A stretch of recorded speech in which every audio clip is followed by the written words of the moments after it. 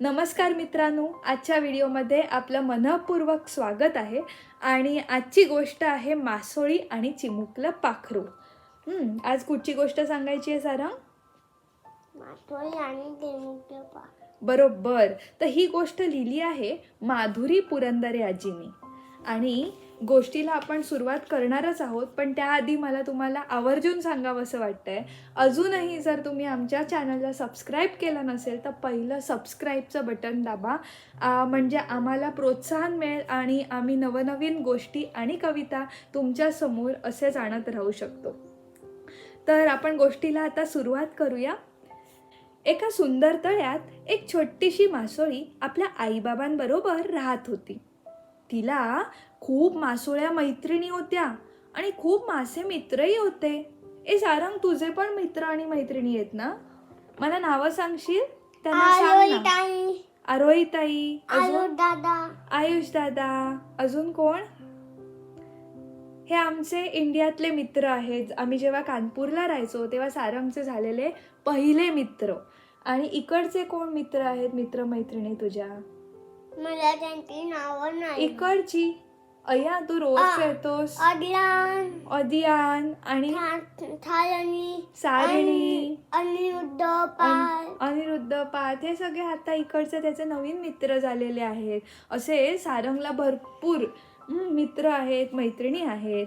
तुमचेही नक्कीच असतील. तसं त्या मासोळीचेही खूप मित्रमैत्रिणी होत्या. त्यांच्याबरोबर ती पाण्यात दिवसभर हुंदडायची. तिला खूप आवडायचं फिरायला. ती तिच्या मित्रमैत्रिणींबरोबर खूप खेळायची. सुळकण इकडे आणि सुळकण तिकडे धावायची. शेवाळ्यावरून घसरगुंडी खेळायची. शेवाळचा रंग स्लिपरी असतो ना, पाण्यामध्ये वगैरे जेव्हा शेवाळ येते, शेवाळ वगैरे अशी जमिनीवर वगैरे आली तर आपलासुद्धा पाय असा सरकन घसरून जातो.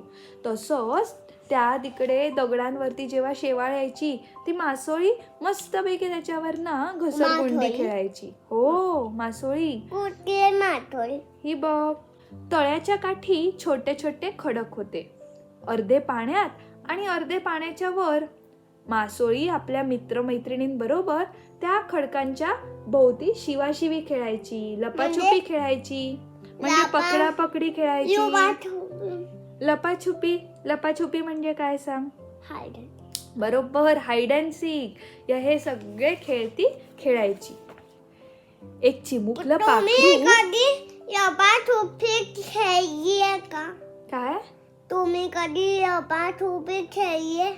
ओ, तुम्हाला विचारतोय सारंग, तुम्ही लपाछुपी खेळता का?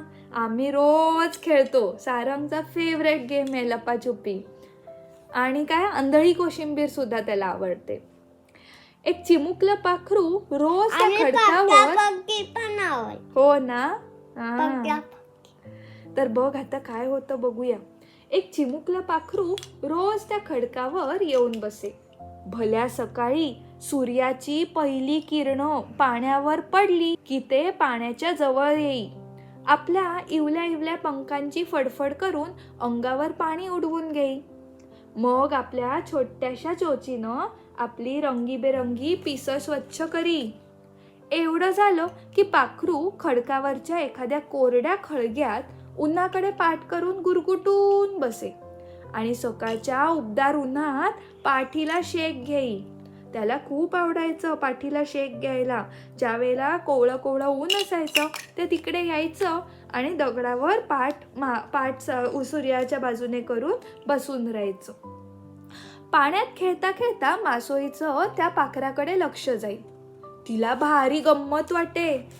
आता बघूया सारंग, तिला फार मज्जा वाटायची त्या पाखराकडे बघून, पक्षाकडे बघून.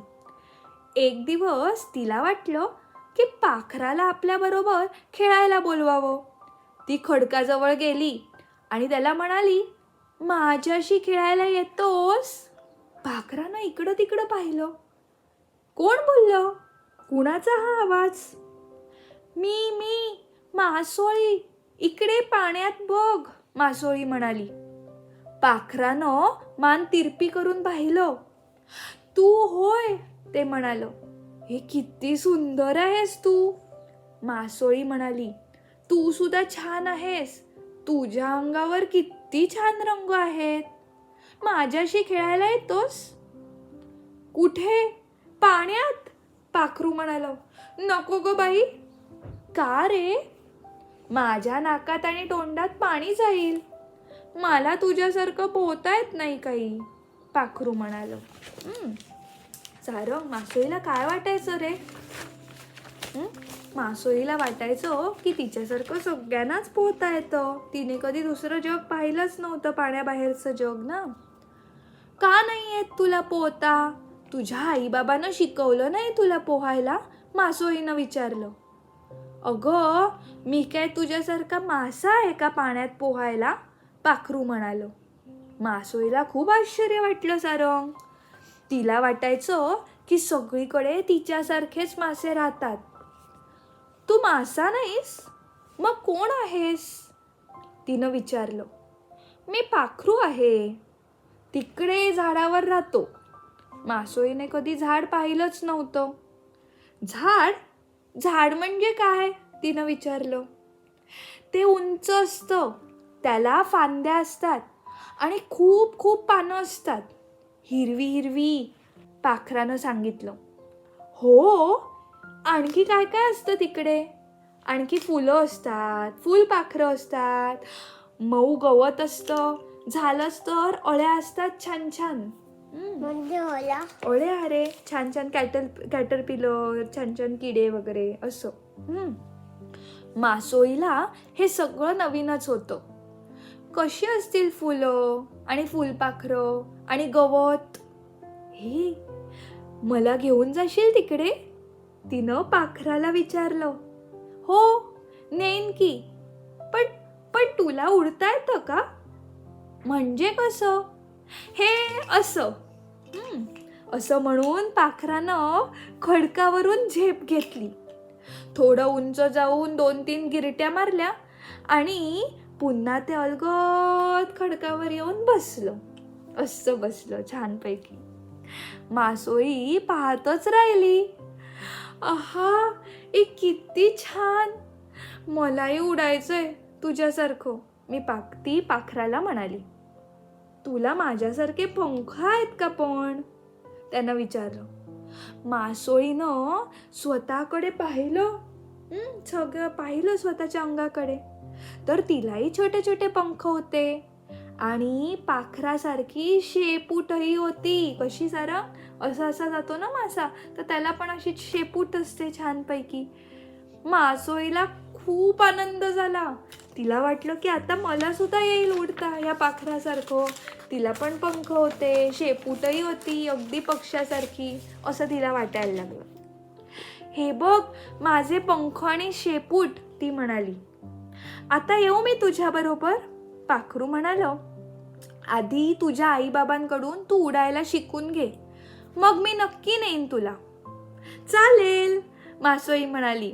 उद्या भेटा मला इथेच. टाटा. टाटा, पाखरू म्हणालं. मासोई सुर सुर पोहत आईकडे गेली. तिला म्हणाली, आई ग, मला उडायला शिकव. मला त्या पाखराबरोबर झाडावर जायचंय आणि तिकडची गंमत बघायची आहे.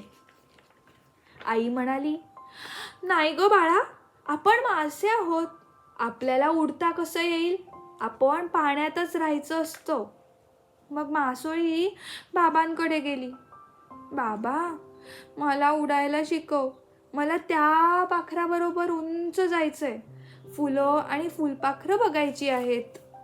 बाबांनाही आईसारखं सांगितलं. मासोळीला राग आला.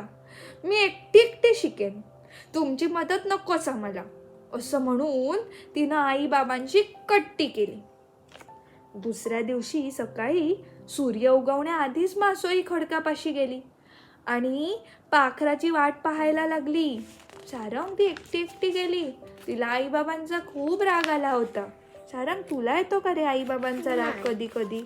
नाही येत. सूर्य उगवला आणि नेहमीप्रमाणे छोटं पाखरू खडकावर येऊन बसलं. मासोई त्याला म्हणाली, मला तूच शिकव उडायला. आई नाही म्हणाली आणि बाबाही नाही म्हणाला. पाखरू म्हणालं, मग आधी पाण्याबाहेर ये ना. पाण्यात कशी उडणार तू? मासोई म्हणाली, खरंच की, आलेच बघ मी. मासोईनं जोरात उसळी मारली आणि ती टपकन पाण्याबाहेरच्या वाळूवर येऊन पडली. तिला वरचं निळं निळं आकाश दिसलं, तळ्याकाठची हिरवी हिरवी झाडंही दिसली.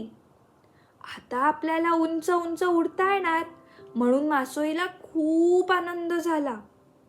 पण त्याच वेळी मासोईला उन्हाचे चटके बसायला लागले. तिला श्वास घेता येईना, जीव घाबरा झाला आणि मासोई ओरडली, आई ग, वाचवा वाचवा. चिमुकलं पाखरूही घाबरलं आणि चिवचिव करायला लागलं. दोघांचा आरडाओरडा ऐकून जवळ गवतात खेळत असलेली बेडुकली टुन टुन उड्या मारत आली. तिनं जोर लावून मासोळीला पाण्यात ढकललं आणि मासोळी डुबकन पाण्यात पडली.